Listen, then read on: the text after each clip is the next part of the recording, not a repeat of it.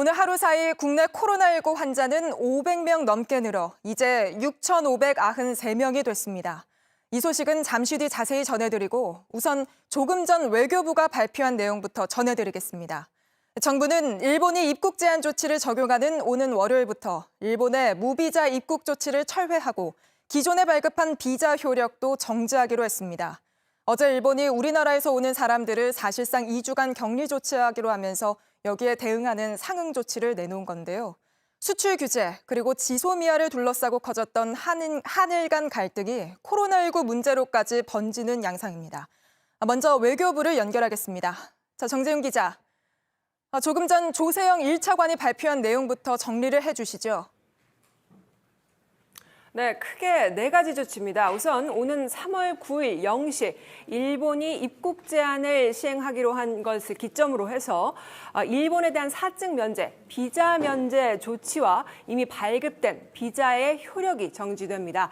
두 번째로는 일본이 취한 이착륙 공항 제한과 이 선박, 여객 운송 정지 요청에 대해서는 추후 상응 조치를 취할 건데 우선 한일 노선이 많은 인천, 김포, 김해, 제주 중에서 공항을 선택하게 될 것이라고 밝혔습니다.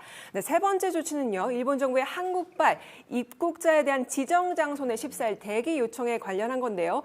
9일 0시를 기해서 일본으로부터 입국하는 모든 외국인에 대한 특별 입국 절차를 시행하게 됩니다. 네 번째로는 일본이 한국의 위험 경보 수준을 상향한 것에 대해서 일본 전 지역 대상 여행 경보를 2단계인 여행 자제로 상향 조정하기로 했습니다. 일본에서 발표가 나온 지 하루 만에 상응 조치가 나온 거잖아요.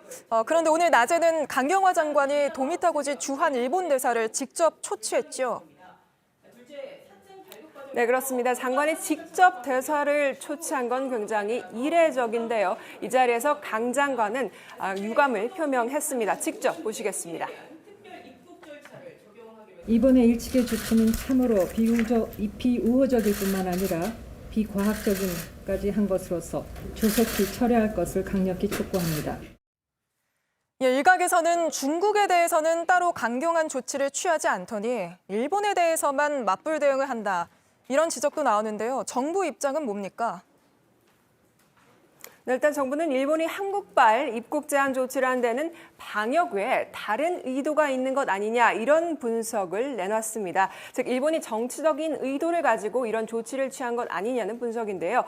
또 외교부 당국자는 중국은 방역 능력이 상대적으로 취약한 것을 감안한다고 하더라도 이해가 가는 측면이 있지만 방역 선진국인 일본의 경우에는 상황이 좀 다르다 이렇게 설명했습니다. 한일 갈등이 재점화되는 모양새인데 앞으로는 좀 어떻게 될까요?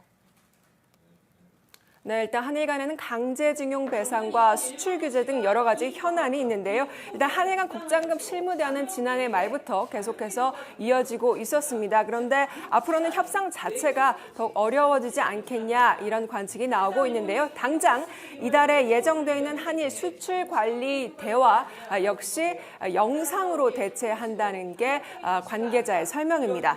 이 부분은 또 우리 정부가 잠정 중단하기로 했던 한일 군사 정보보호협정, 그러니까 지소미아 관련해서도 다시 언급이 나올 가능성이 있습니다. 지난해 말 한일 정상회담으로 가까스로 봉합된 한일 간 외교 갈등이 다시 악화되는 것 아니냐 이런 분석이 나옵니다. 우리 외교부가 발표한 상응 조치 내용 정재윤 기자가 전해드렸습니다. 그럼 바로 도쿄 연결하겠습니다. 윤선영 특파원, 우선 우리 정부가 내놓은 상응 조치에 대한 일본 정부 반응 있습니까? 네, 우리 정부의 상응 조치가 방금 전에 나왔기 때문에 아직까지 일본 정부의 공식 입장은 확인되지 않고 있습니다. 제가 지금 나와 있는 곳은 하네다 공항 입국장인데요. 이곳은 다음 주 월요일인 9일부터 한국발 비행편이 들어오지 못하게 되는 공항입니다. 일본은 4월부터 새학기가 시작되기 때문에 3월에는 유학생이나 주재원 가족 등이 많이 몰리는 시기입니다. 다음 주부터 시작되는 입국 제한 조치 때문에 상당히 혼란스러워하는 분위기였는데요. 오늘 공항에서 만나본 승객들의 목소리를 직접 들어보겠습니다. 자주 못 오게 되겠죠. 4월에 입사 예정인데 그걸 또 미루고 지금 못 가고 있거든요.